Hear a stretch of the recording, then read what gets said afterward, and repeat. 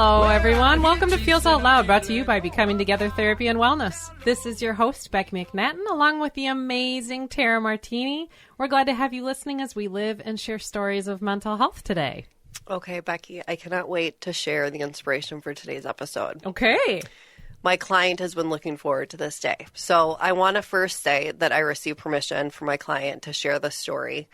And she really is the inspiration behind kind of this little mini series that I'd love to do periodically on the show. Okay. So here's kind of how our one interaction morphed into kind of like, oh my gosh, we can do this on the radio show. So she comes in hot on a morning and she's like, Tara, I need to take ownership for my wrongdoing and make things better, but I do not know how. Wow. Which was so incredible that she was so direct. She goes, no one ever taught me how to do this. So now I need you to. Okay. And I was blown away. That's amazing. Because, for a couple of reasons. One, for her to be so direct in knowing like what she needed. Mm-hmm. Also, the idea of something I never thought of is these are learned skills that many of us might think, oh, we just have the ability to do that. But if we don't have that modeled for us, then how are we supposed to learn to do this? And so she looked at me and she was like, okay, so how do I do this? And then it was, okay, how does one teach someone to do something? Right. So it led to a discussion and realization that many of the skills we possess as adults or are supposed to possess as adults, we may not have. So then what do we do about it? Totally. Well, we create Adulting 101. I think that's to amazing. Teach people how to do it. Well, because you're pointing out expectations. Yeah. And things that the people around us, the world around us might say, we in relationship or in work or in life, here are things that now we expect you to be able to do. And if they weren't things that were shown to you, modeled for you, talked about, they aren't necessarily skills we have. So it's even interesting to know that she needed it. Yes. Because in terms of saying, I need to take ownership for my wrongdoing and make things better, but I don't know how. To even know that the problem is there is really cool. Which was so amazing. And so it led, again, to this inspiration, but also to the piece of also not only ones we never learned, but ones we were never told we were going to encounter or need to know. So for a future episode, one thing then got me thinking was this idea of redefining joy as an adult. Like the things that used to make you happy where you would go and do something on the weekends. Well, now I'm this adult. How do I redefine joy? I was like, okay, we got to do an episode on that. All these things where it's not that someone said, okay, well, eventually you're going to have to redefine what it looks like to be an adult woman and find joy. It's okay, I've come to that. Now let's work through what that looks like. So today we're talking about ownership. So we're talking about ownership and the art of apologizing. And before we jump into our commercial break, I always, of course, want to look at the psychology behind it, which I love. And so one thing that blew me away again was the idea that apologies are meant to recognize the equal moral worth of the victim, which is not something... I always knew apologies were important. I knew they served a purpose. I knew they required action. But the piece of they're meant to recognize the equal moral worth, saying, I see you hurting. Yep. And I want to see you and show you your value. Totally. So we're going to head to a commercial break, but when we come right back, we are going to dive even further into the psychology of apologies. Yeah, we're a fantastic discussion. We get to talk more about why we apologize, when we apologize, how to do that more effectively. Yeah. And we're going to take ownership over the art of apologizing. Thank you for listening to Feels Out Loud. We will be back in a moment. All you got to do now. In a world full of strangers, you don't know who to trust. All you see is danger, trying to find what you lost.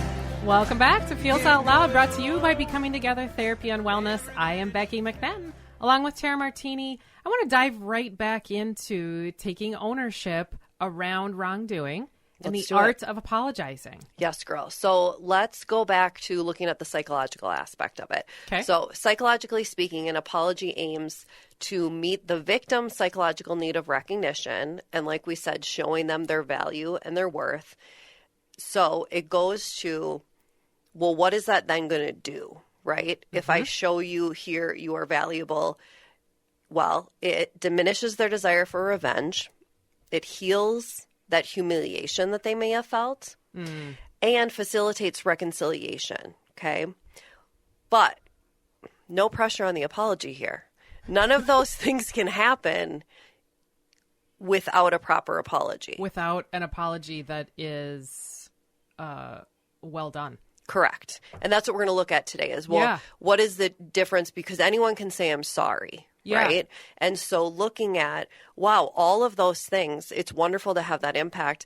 But if certain pieces are missing, then those things are not possible. Mm-hmm. Right. And a lot of what we're doing is for the other person to show that you value them. So it also looked at of if the apology is accepted, right, and the offender is forgiven, so the apology goes well, that person is forgiven. Then you get to go back to that moral status quo, which I also thought was fascinating to use that terminology of that moral piece and that status quo of you want to restore it, you want to bring it back to its original form. Well, in order to do that, we have to teach you how to do that apology. Right. Well, in the clinical world, we call that repair. Yes. That we might call conflict, or as person is saying, taking ownership over a wrongdoing, we might say that's rupture. Yes. So we're saying that moral status quo is relational repair. It is. So I found this article, How Taking Ownership Builds Connection. And of course, Becky, I saw the word connection. It was like our favorite word. If we had a word of the hour or series, it would just be connection, because we talk about it all the time. But I also think it's not redundant. It just is showing how important it is. And that connection, it comes down to that. Yeah. Right? And with everything. How much it's integrated into literally everything we do. Yep. Yeah. So the author discusses how the universal words, we're just going to stick with I'm sorry and use that terminology for today.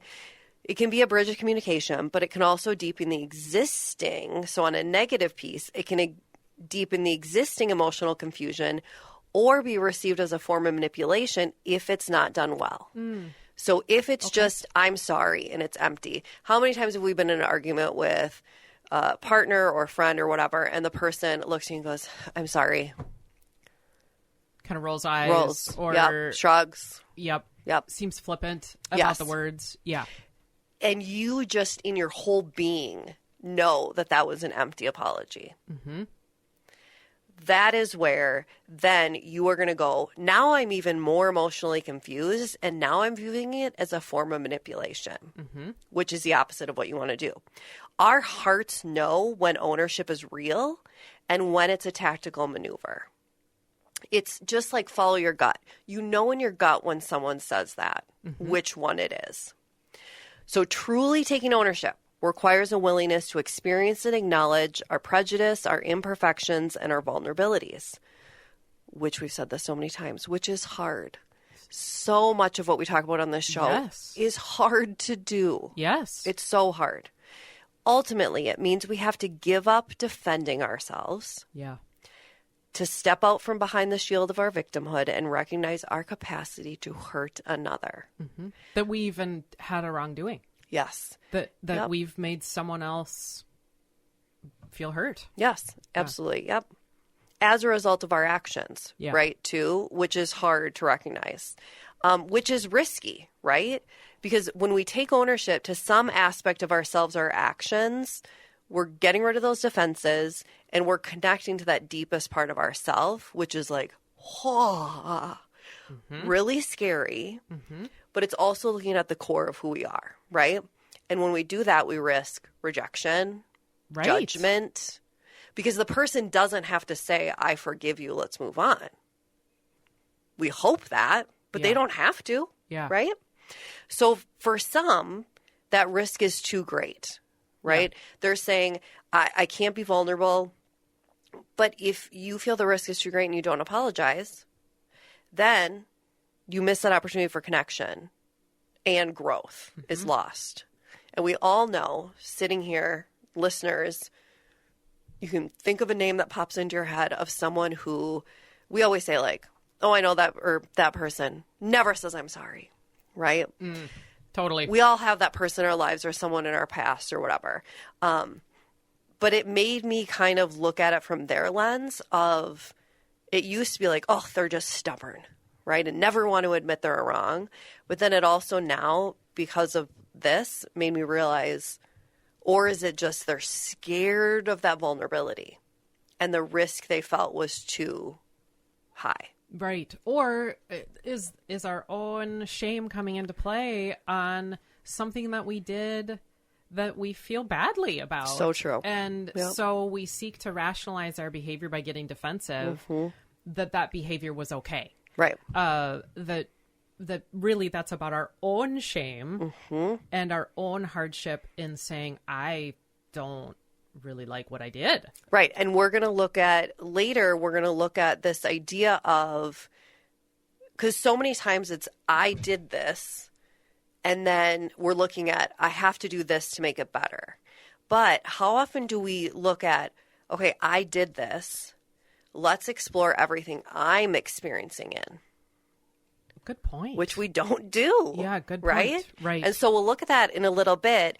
But first, what I want to do is, well, we know what a good and bad apology looks like. Like we said, it's empty, right? The, I'm sorry, rolling my eyes. But what does it look like to take accountability for your actions? So we're going to go over a few things.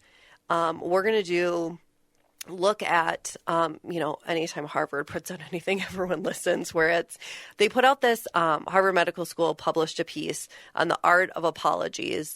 And so we're going to look at, they just made it very clear for us, like, here's effective wording, here's ineffective wording. Okay. And then, we always love a good role play around here. So we're going to do that.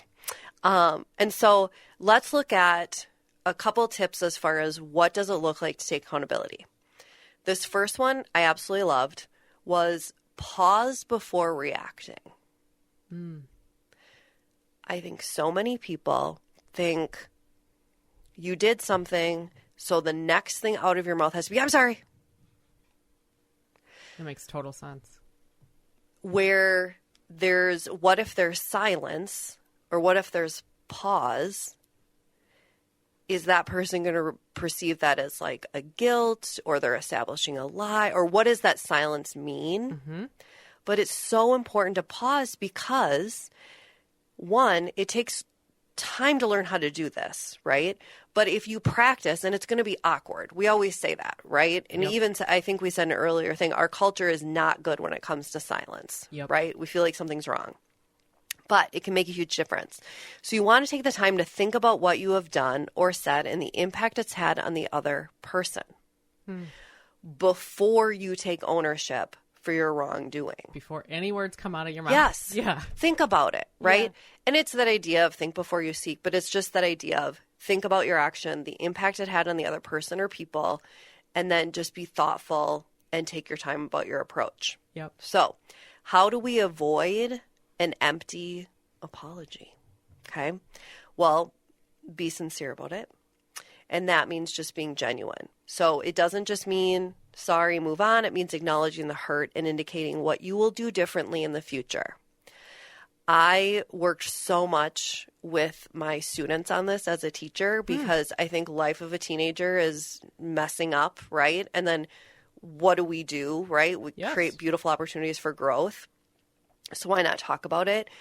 And so when a student would apologize and be like, I'm sorry I had an attitude in class or whatever, it would be like, okay, that's awesome and thank you for apologizing, but what are you going to do about it? Yes. Right? Where's that action step? There needs to be action and a change in behavior associated with the apology. So when you are doing this, here are some things. Do you want to take every other one? First, I'll do identifying your role and then we can. So identify your role first, which is just recognize your part in the issue.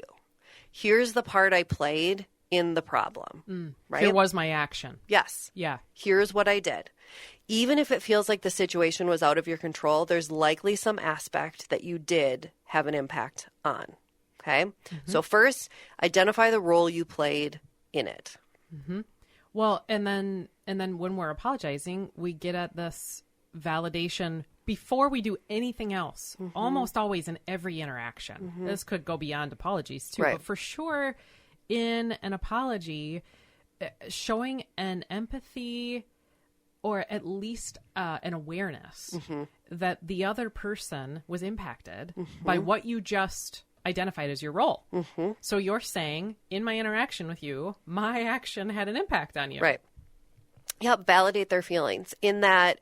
So it's the idea of when we kind of combine the two, identify your role and then validate the feelings.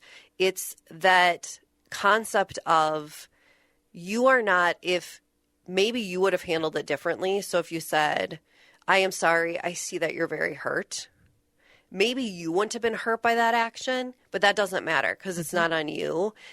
But that person was hurt. Right. Yeah. And you bring up a really good point also on intentionality. Yes. That so often we don't mean to hurt people. So validating that someone's emotions are whatever they are, not only do they get to be that way, it doesn't mean we meant for that to occur. Correct. That validation doesn't mean a agreement that if you feel hurt, it doesn't mean I meant to hurt you. Right.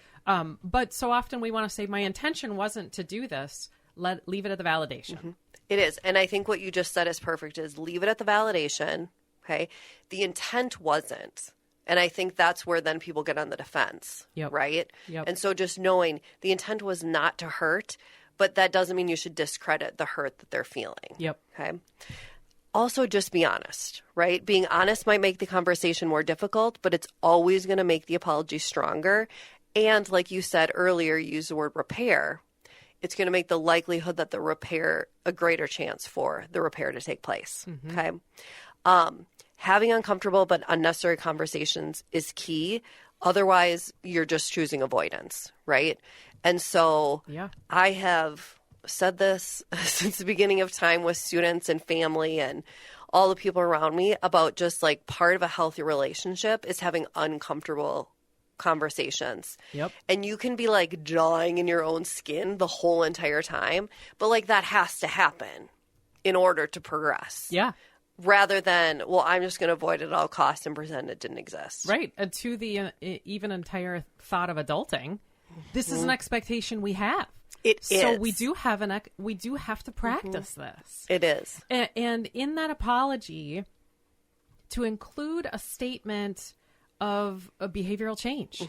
So key.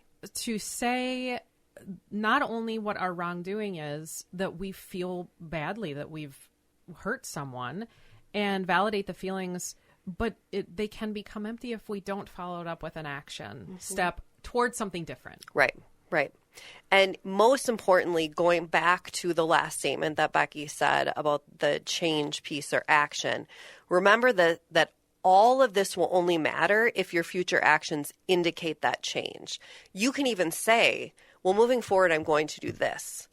But if you don't do it, then again, it becomes empty. Well, you said you were going to do it, right? It is, so you're providing that person and yourself, because remember, we also want to explore what this is doing for ourselves. You're proving to that person and yourself that you have learned from this experience. Give the difficult situation purpose by learning from it. If every time we made a mistake, like I said, teens love to make mistakes because that's part of growth and learning. If every time they made a mistake, they learned from it, oh my gosh, we would prevent making the same mistake again, and we'd create an opportunity to grow as a human, or for teens, growing into adulthood and having those skills. So let's hear what Harvard has to say about this. Sure. And I really like this because I think for our audience, anytime we can provide examples and those tangible pieces that they can connect to, I think would be lovely. And then some rationale behind how it works. Shall we, my dear? Yeah, let's do it. All right. So the first part is let's look at some effective wording. What are some, looking at word choice? Like an effective apology. Yep. Okay. And then why it works. And then in a little bit, we'll look at ineffective. Okay. Well, I'm going to give an example of effective wording. All right. Do it.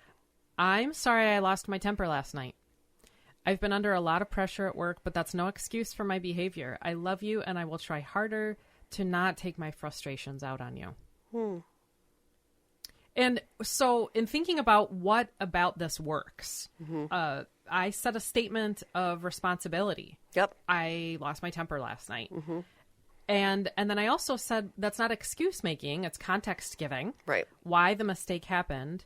I express a remorse for what I did and care about what I'm going to do going forward to not take frustration out on this person who I have been doing that to. Right. And I think each of those, the part where you said you gave an explanation but not an excuse, I think that part is important of, I lost my temper last night. You said you'd been in a lot of pressure at work. That also helps you as the person who lost their temper go, okay, hey, self, check. Next time I'm feeling under pressure. Yep. Note to self that I may be more quickly apt to lose my temper. So it's also helping you. Yep. Okay. Now, let's look at another effective way to apologize. Here's another one. I forgot. I apologize for this mistake. It shouldn't have happened. What can I do to avoid this problem in the future? I love that I was seeking input from the other person. Yes. So why is this effective? Well, one, like Becky did with her last example, it takes responsibility. Yeah. I described the mistake and I made the person feel cared for. But most importantly, because although the statements were pretty vague, the last part was so key. It begins a conversation about how to remedy it and shows that you want that connection to work together to solve it. Yep. What can I do to avoid this problem in the future? Well, it's rooted in maybe our second favorite word, which is curiosity. Our first favorite word is connection. But anytime that we can remember that the relationship requires curiosity, that sometimes in some conflict, we actually don't know what it would require to repair something. So engaging in a dialogue about what repair might look like does require a question. Yes. And it also, like we talked about earlier, shows vulnerability and shows that you value the other person. Yep. Right? And it's that of, hey, I want to work with you because we're a team. So now let's look at the opposite. Okay. So for all you audience members out there, please remember this is ineffective apologies. An ineffective apology, one that's probably, I'm going to use one that's pretty common. I apologize, Tara, for whatever happened. Now, thank you for your apology. How many times have we heard an apology? I apologize for whatever happened. My language in apologizing is pretty vague. Nothing is specific. And actually, it gives the connotation that I don't even know what I did. You're just doing a broad swoop. So one way to go about this and, move it into an effective response would have even been to ask a question. But I apologize for whatever happened is kind of, if you're hurt or feeling something, doesn't totally matter because I don't even know what I did. But fine, I'll just apologize. Right. So I think that this comes across likely pretty minimizing. Yep. Terry, you got an example? Yeah. Becky, mistakes were made. I laugh at these. I know. Why am I laughing? Partly because as you say them, it looks so funny. But how common is this? Mistakes were made. Yep. So, and the key of that ineffective sentence is that use of passive voice, right? Nowhere in those three words did I say, I made a mistake. Right. Just mistakes were made. Well, by whom? Right. Right? It's sort of, if someone feels bad, you participated in the feeling bad also. Yes. Yep. So there is no taking ownership or accountability. Right. Okay, one more. All right, I apologize. I didn't know this was such a sensitive issue for you. And how often have we heard apologies like Yeah. this with effectively what someone is saying here? What I'm saying in this example, but if you were hearing it, is I'm sorry that you feel badly. Right. I didn't know this was so sensitive for you. So I'm putting really blame back on the person who is offended by something Right. that you obviously have some kind of problem because that's why you feel however you feel. Right. That person almost doesn't have a right to feel Yes. big emotions about that issue. Yes. And this comes across highly minimizing. It doesn't validate the experience. It certainly doesn't take any responsibility for an action. Yep. So here's what we're going to do. We're going to do a little role play action because, we love those. And so we're just going to look at trying to think of a very broad work situation that could apply to like a plethora of different work environments. And so the scenario is that we're working together on a team project and I missed my deadline. Okay, for my part of the project. Becky will play manager. Okay. And Tara will be coworker. Okay. Hey, Tara, I want to chat about the project deadline for the elderly and mental health. We were aiming to have it completed by last Friday, but it hasn't been submitted yet. What's been happening? Oh, yeah, I'm sorry. I didn't get it done. I got bogged down with clients and stuff at home and didn't properly allocate time for this task. Okay. I understand that, but it was a critical deadline, and we've had some feedback from the organization we were partnering with about the delay. What's the impact on our overall project goals? Oh, I know. I know it's impacting both the team's ability to present the project to the organization as well as the reputation of our business. So please know I take total responsibility for that in my part. Thanks for acknowledging that. How do you plan to address this? What steps will you take to prevent this from happening again? Well, I was thinking I'm going to make this better by scheduling time with Greta to get the data points I need in order to make the slides that I need to make, because that's probably, if I think about it, my biggest obstacle. Okay. I'm also going to set aside time to apologize to the rest of my team for not pulling my weight regarding this project, because I do want our coworkers to know. And I'm going to take the time to listen how this has impacted each of them. Moving forward, if I begin to notice I might be running into this issue again, I'm going to ask for help earlier to prevent the problem becoming larger. And I will set myself up for success by breaking projects into smaller group tasks so that I'm thinking that'll make it more manageable and I'm more likely to get it done. That's a really good plan. Thanks. I'm happy to provide support for you if you need it. And you can always come to me if you notice this pattern happening again. Can we schedule a follow-up in a couple of weeks to see how things are going? I think that would be a really good idea. And scene. Yeah. So, although that seemed, like I said, pretty generic in that because I want people to see that this also applies to the work environment. This isn't, because interpersonal apologies deal with not only friends and families and things like that, but also businesses and coworkers. And although it might look a little different and sound different, like there weren't like hugs and kisses and like, oh girl, I'm so sorry. You can do this in a professional setting as well, right? They apply. And if you'll notice, if we look back, all of those things took place. There was action. What am I going to do? Yeah. Right? There was me owning the role that I played in it. And then what pieces I didn't do with like the data points and making the slides and things like that. And then also that piece of owning presenting the role, looking at the impact of the group, but also a key part of this too is when there is a group involved. So let's pretend there was 5 people in this group and we're 2 of them. It didn't just impact you. That's a really good point. Right? Right. There are other imaginary people, one of them being some woman named Greta. And Right. those people have just as much value. So apologizing to one person is not as effective of going to each of those people saying, I am sorry. How has this impacted you and what can I do differently? Well, I'm thinking about so many things about this. One is how often this probably doesn't occur. Right. That Right. even in the very beginning, when I said I wanted to chat about the project deadline, that when we get asked something by people, we feel that space of tension instantaneously. That is probably guilt. Right. It's probably some shame. And when I say what's been happening, how often the discussion doesn't go where the role play went. The discussion goes in a different direction of, well, so-and-so didn't get me what I needed.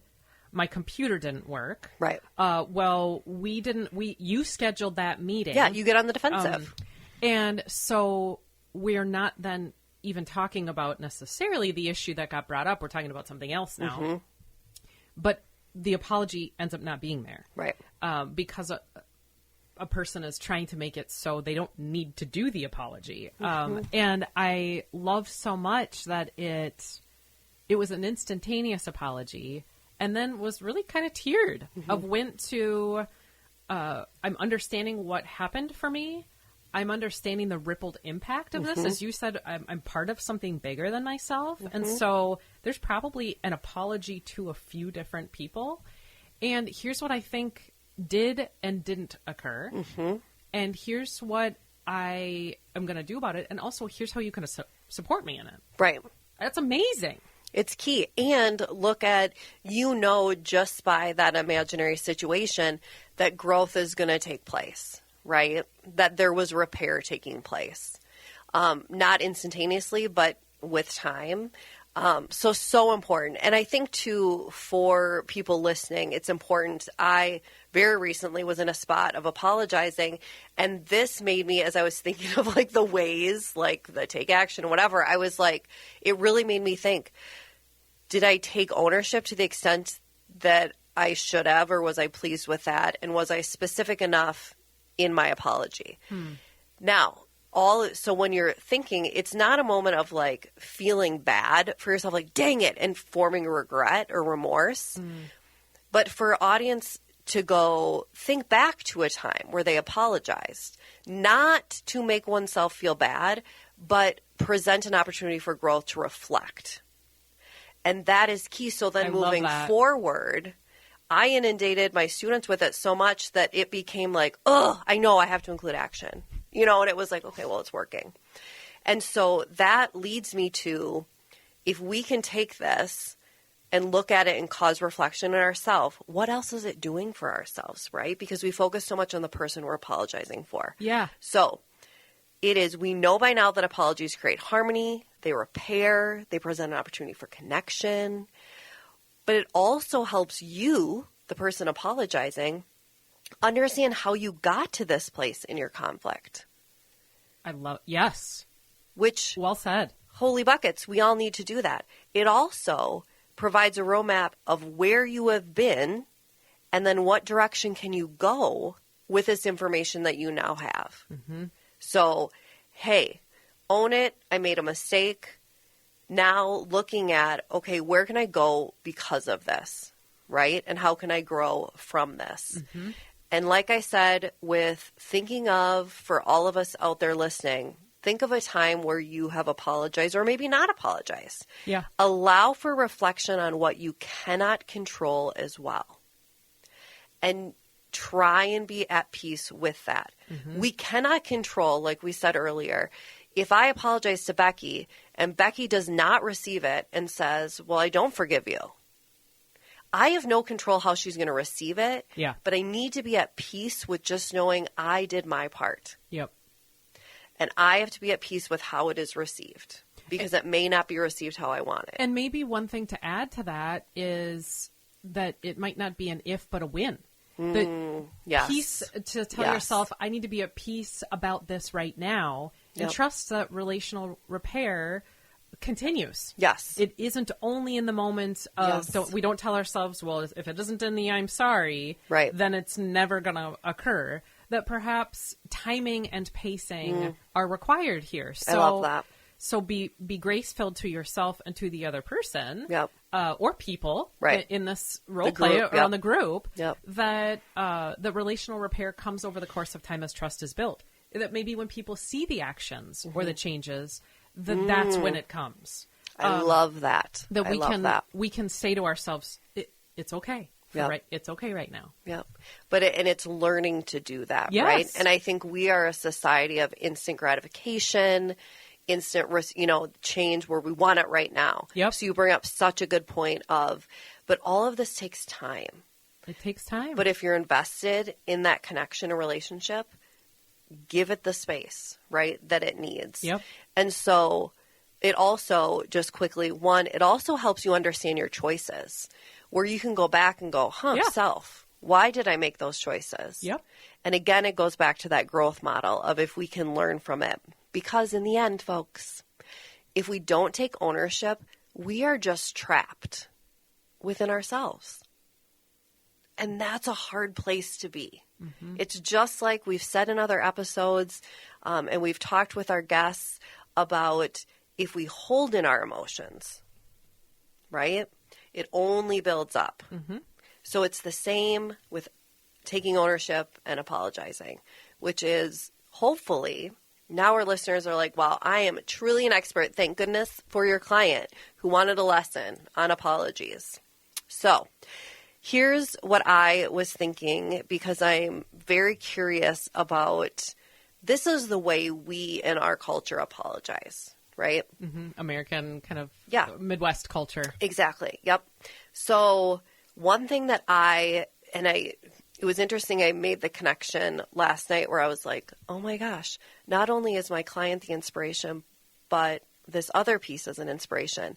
It was probably like 4 or 5 years ago where someone introduced me to the Hawaiian prayer of forgiveness. Have you ever heard of this? No. I'm mildly obsessed with it. It's so beautiful. It's a beautiful example of what taking ownership can look like. It's very simple, yet so powerful. And this mantra is used to create harmony, release past hurts, promote forgiveness, reconciliation, and healing. And Wow. it is simply, I'm sorry. Please forgive me. Thank you. I love you. Wow. So beautiful. That's amazing. So beautiful. Those words alone, I think, are just exquisite. And then also thinking like, well, what things take place in between those words? Yes. Right? What does the thank you mean? Yes. And such a beautiful thing to think about. And so it inspired me in that, what do they each mean? The I'm sorry, please forgive me. The thank you, I thought, well, could come from a place of if someone says, yes, I forgive you, right? But also thank you for just allowing this space and sitting in this space with me. Yeah. Appreciation and gratitude even for the relationship in general. Yes. Yes. That this moment, I'm grateful for this moment. That kind of a radical acceptance of even tension can be trust building. Yes. And It absolutely you can. said this at the beginning of the show, that when we have hard conversations, sometimes we can't see in the hard part of it the coolness that can Right. come from it. Right. But in relationships, so many beautiful things can come from having sat in those tense moments, that I can see so much of thank you Yes. for being part of the yuckiness or the murky with me. Which is not a lot. People don't see the correlation right away. No, Right? But So it's incredible. It is incredible. And so it led me to also then look at other cultures in ways that I've observed there to be that I'm sorry. And as I've said before, I worked with kiddos who speak Spanish. And so, of course, I'm intrigued by just learning more about their culture, and found that apologies in the Mexican culture are often deeply personal and involve an emotional connection, which doesn't surprise me at all with I see how these kids love. Saying, rather than I'm sorry, lo siento, which means I feel it. I feel it. More than an apology. It's more than truly apology. feeling with another person in saying you feel right along with them. Such a cool discussion here. We're going to head to a commercial break, but when we come back, we're going to talk through listener questions about taking accountability for our actions and apologies around this. Feels Out Loud will process your thoughts in just a moment. Got to do now.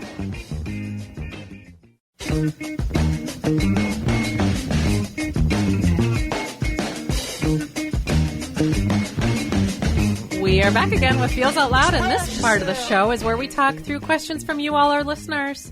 If you have a question related to mental wellness, sharing feelings, or our topics for each week that you want us to process through, please visit our website at becomingtogethermn.com and find that Feels Out Loud page to submit a question directly, or you can sure email us at contact@becomingtogethermn.com. We want to hear from you and what you're wondering about. So a gigantic thank you to my client for being the inspiration, and to our listeners who have sent in questions about the art of apologizing. Absolutely. I received enough questions to where I just created one master question, because they all were connected to the very same thing. And it was, someone in my life is not good at apologizing. Yeah. And it is something, well, this person says specifically, and it's something that is so important to me to work on. Oh. Uh-huh. Which is such a good point, right? Of it's never going to go away, because that is something we in a relationship or, friendship do. Mm-hmm. So how can I go about approaching the subject? Which is also a sensitive topic, right? Mm-hmm. Because we're talking to, hey, someone, whether it's a partner or friend, let's work on this. So, well, what do we do? How can I go about approaching it?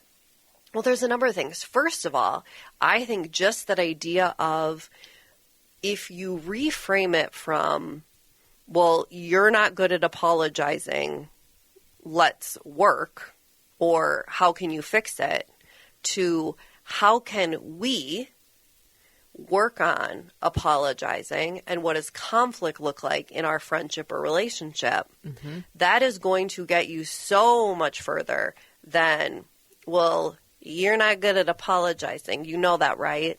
So I think we should really work on it. Mm-hmm. Take out the you and put we.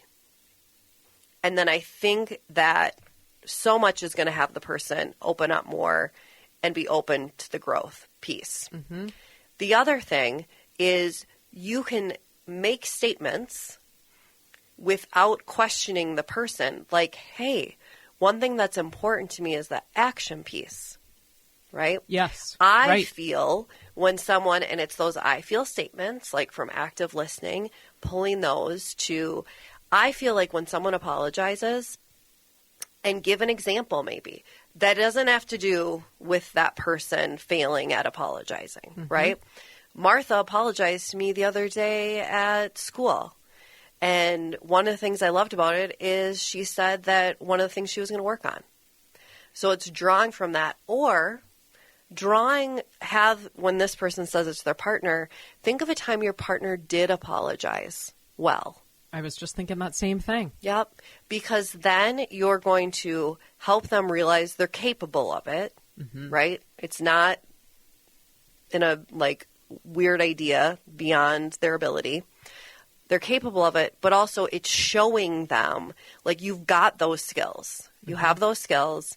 And I want you to just draw from those. Yep. Right? And so it's, don't accuse, turn it into we statements, draw on past successes where this partner of yours has successfully apologized. If you need to, go for real life examples that someone has apologized to you. And so anytime you can do that, you're more likely then to have success, and then go through those things we talked about today. Right. The action, be honest. And remember that they might not have learned this. Right. So, even knowing that wrongdoing occurred, part of what somebody might need to know if they're not so great at apologizing is that it even hurt someone's feelings. Right. So reflecting on what's going on and bringing that forth might be required in a space where somebody didn't learn how to attune in to a relationship. And I think what you have shared is such fantastic, it's like drop the mic moments for all of us in any relationship. Right. Regardless of who they are in our world. We're at the end of our show already for today. We are. Holy moly. Thanks for listening this morning. In the week ahead, be kind to yourself, everyone. Remember that connection fosters wellness, and your voice is one that the world around you needs to hear. Share yourselves, friends. Some will, some won't. I wanna feel just a little